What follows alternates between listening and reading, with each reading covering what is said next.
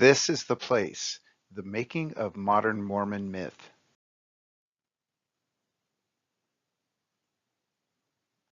On January 26, 1846, Brigham Young sent correspondence to Jesse C. Little, then president of the Eastern States Mission of the Church, instructing him to travel to Washington, D.C. and secretly negotiate army service for 2,000 Mormons to finance exploration of the Great Basin.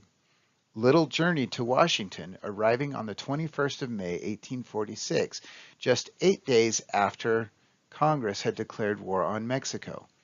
Little met with President James K. Polk on the 5th of June, 1846, and urged him to aid migrating Mormon pioneers by employing them to fortify and defend the West. As part of the negotiations, the Mormons would receive financial assistance if they would be willing to raise at least 500 volunteers to serve the U.S. in the Mexican War. In turn, the government would allow the Latter-day Saints to remain on Native American land until they had completed their move. Jesse Little and Brigham Young both agreed to the outlined terms. However, in public sermons, Young would insist that the Mormon battalion was a necessary accommodation to the U.S. president's threat to annihilate the Mormons if they did not comply. A few interesting points arise here. First, I find it curious that Young would secretly negotiate with the government to finance exploration of the Great Basin. Why did that transaction need to be kept secret?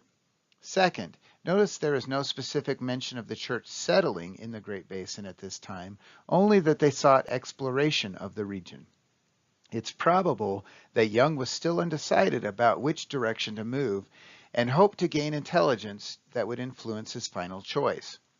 Finally, there is no recorded evidence that any U.S. presidents ever threatened annihilation against the Mormons. Young's message was likely just propaganda to get Mormons to volunteer to serve in the battalion. In fact, when it came to U.S. government motivations for requesting Mormon troops, Brigham Young flip-flopped in his own story. To another gathering, the call to serve wasn't a threat to which Mormon leaders acquiesced. This time, the government was extending a public relations olive branch. The president wants to do us good and secure our confidence, Young stated. The outfit of this 500 men cost us nothing, and their pay will be sufficient to take their families over the mountains.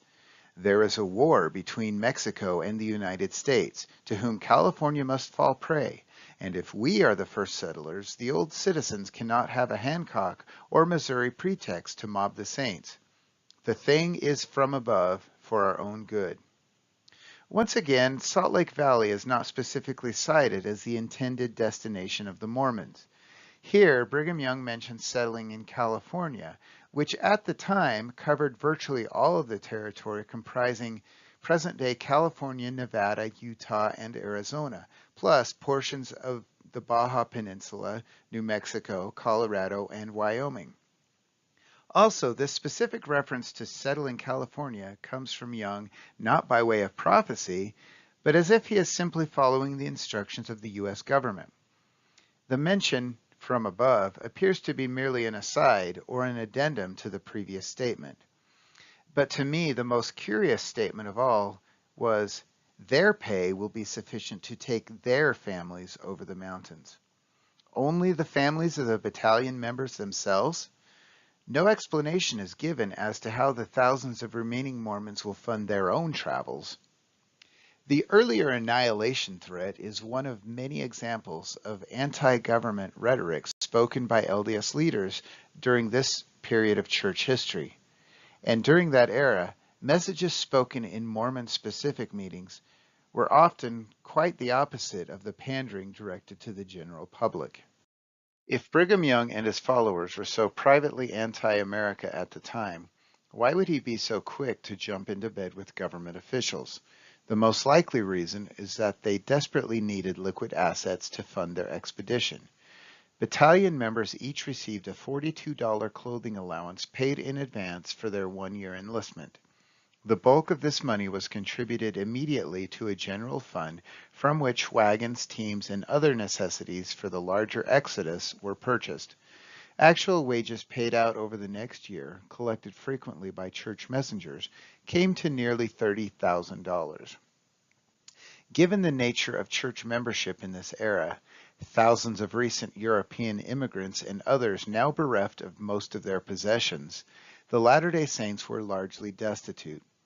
If the U.S. government would compensate for their efforts, the Saints would build and then politely abandon a string of secure shelters on their way out of the United States of America.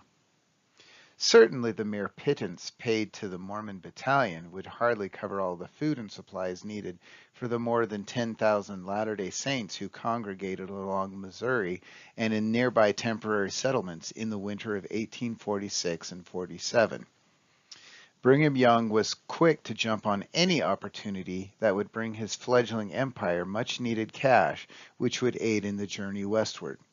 It is difficult to imagine that the battalion was the only fundraising opportunity the church sought.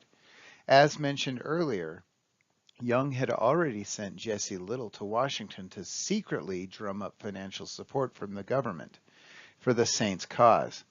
Would President Polk agree to pay the Mormons for simply building a string of secure shelters that others would use on their way to Oregon or California? He might if the Mormons' work could serve some additional purpose that would also benefit the U.S. government